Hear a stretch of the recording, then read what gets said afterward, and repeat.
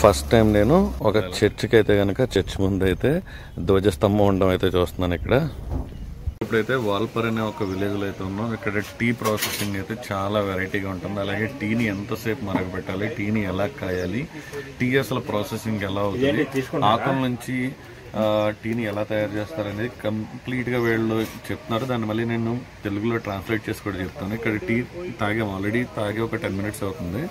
మళ్ళీ తాగాలనిపించి మళ్ళీ ఇక్కడికి వచ్చి మళ్ళీ టీ తాగుతున్నాం అనమాట. న్యాచురల్ గా ఇక్కడ తేయాకు తోటల నుంచి సేకరించిన ఆకుల నుంచి తయారు చేసిన టీ పొడి అనమాట. ఇది ½ kg 150 rupees, ½ kg 150 rupees. KG అయితే కనుక 270 280కి కేజీ ఇచ్చేసాడు. మేము ఇంతకుముందే ఇక్కడ టీ తాగాం కదా, అసలు ఈ టీని ఒక ప్రాసెస్ ప్రకారం మనం చేసుకోవాలి. అది ఎలా చేసుకోవాలి ఏంటనేది ఇక్కడ లోకల్గా ఈ తేయాకు తోటల్ని పండిస్తున్న ఒక ఫార్మర్ కమ్ రిటైలర్ అనమాట. ఈయన వాటర్లో వెందాం. అసలు టీని మనం ఎంతసేపు మరగబెట్టాలి, ఏ ఫారెన్ హీట్లో మరగబెట్టుకోవాలి, దాని అరోమా అంటే టీలో ఉన్న టేస్ట్ పోకుండా ఉంటే ఏ టైంకి తాగాలి అనేది ఈయన చెప్తారు. ఒక్కసారి వినండి. 5 different type of stages. One is first stage is withering stage, where we can pluck the tea leaf and dump in a big dryer. From the dryer we will be taking to another stage called CTC machine. CTC machine means cutting, tearing and curling. From there the tea will be boiled for 120 degree Fahrenheit. After 120 Fahrenheit, the light green color is the leaf is cutted into a small type of pieces.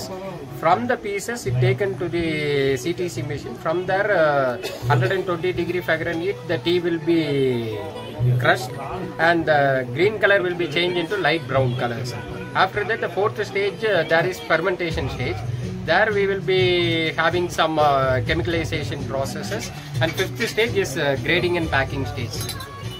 That stage the completely tea will be graded to first grade, second grade, and different kinds of grades are there. According to the grading systems, they will be packed and it will be moved to transportation. All right.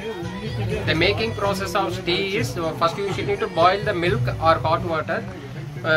You can take 1 spoon. From 1 spoon you can have it for 5 persons. Okay.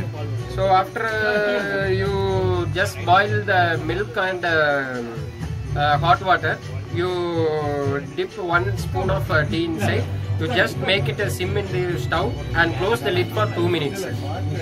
If you have for more than 2 minutes means like completely tea will be different taste.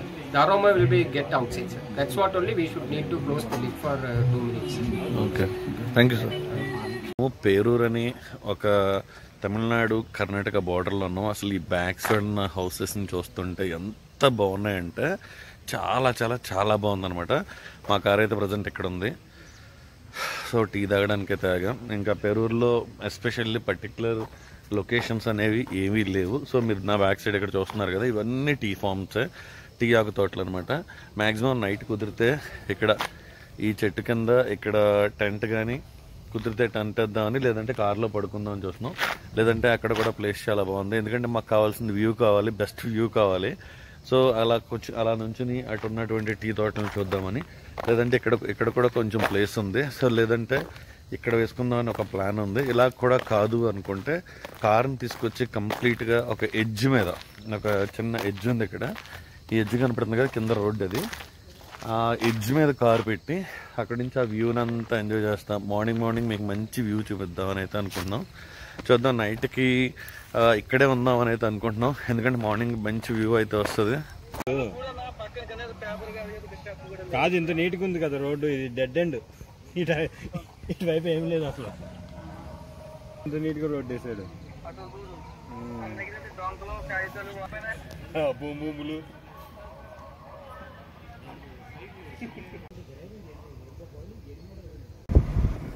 ఇలాంటి houses north ఇండియాలోనే ఉంటాయి అనుకుంటారు కానీ అవును, south ఇండియాలో కూడా ఇలాంటి areas ఉన్నాయని చాలా మంది నమ్మరు, తెలియదు కూడా.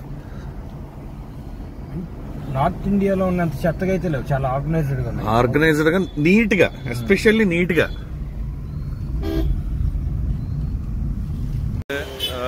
స్ట్రీట్ విజిట్కి అయితే వచ్చాం. అసలు ఎలా ఉంటుంది, స్ట్రీట్స్ ఎలా ఉంటాయి, ఇక్కడ ఈవినింగ్ టూరిస్టులు ఏమన్నా బయటకు వస్తారా, ఇలా ఏమైనా తిరుగుతారా, కులు మనాలి ఇలా అనుకున్నాం. పర్వాలేదు, నాట్ బ్యాడ్, జనం అయితే తిరుగుతున్నారు. మేము పొలాచి నుంచి పెరూర్ అనే ఒక హిల్ స్టేషన్కి వచ్చాం. ఇక్కడ మొత్తం తేయాకు తోటలకి ప్రసిద్ధి అనమాట. అలాగే అడవి జంతువులు చాలా కనపడ్డాయి. మీకు నెక్స్ట్ వీడియోస్లో అయితే చాలా బాగా రాకపోతున్నాయి. అసలు ఈవినింగ్ టైం ఈ టౌన్ ఎలా ఉంటుంది ఏంటని చూస్తే కనుక ఎక్కడ కూడా ఒక్క పేపర్ కూడా కింద పడేసింది లేదు. అసలు పాలిథిన్ కవరే కనపడలేదప్ప. పాలిథిన్ కవర్ కనపడితే వచ్చి ఎంతో డిసిప్లిన్. రోడ్డు మీద ఏదో వెహికల్స్ ఆగనివ్వట్లేదు, 2 minutes కంటే ఏ వెహికల్ని ఆగనివ్వట్లేదు. ఒక డిసిప్లైన్డ్ టౌన్లో ఉంది ఇది. ఒక్క విషయం అయితే అర్థం కాలేదు, తమిళ అయితే తెలియట్లేదు కానీ ఈ ఎల్టీటీ ప్రభాకరన్ ఫోటోలు ఎందుకు వేసారు, తమిళనాడు అంతటా ఉన్నాయి. అసలు మరి ఇక్కడ వాళ్ళని అరెస్ట్ చేయరు, ఏం చేయరో తెలియదు కానీ ఎల్టీటీ ప్రభాకరన్ ఫొటోస్ చూడండి.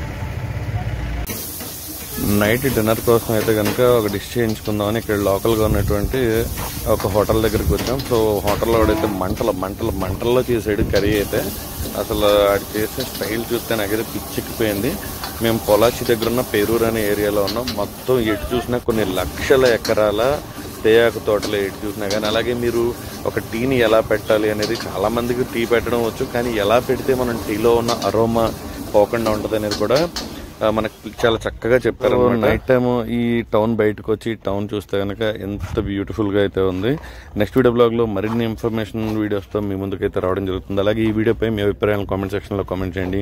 వీడియోని లైక్ చేయడం, మీ ఫ్రెండ్స్ అండ్ ఫ్యామిలీ గ్రూప్స్ లో షేర్ చేయడం మర్చిపోవద్దు. ఇంకా చాలా మంది సబ్స్క్రైబ్ చేసుకోవాల్సిన వాళ్ళు ఉన్నారు. దయచేసి ఛానల్ ని సబ్స్క్రైబ్ చేసుకోండి. ప్రక్కన ఉన్నటువంటి బెల్ ఐకాన్ ని ఆల్ లో పెట్టుకోండి. జై హింద్, జై భారత్.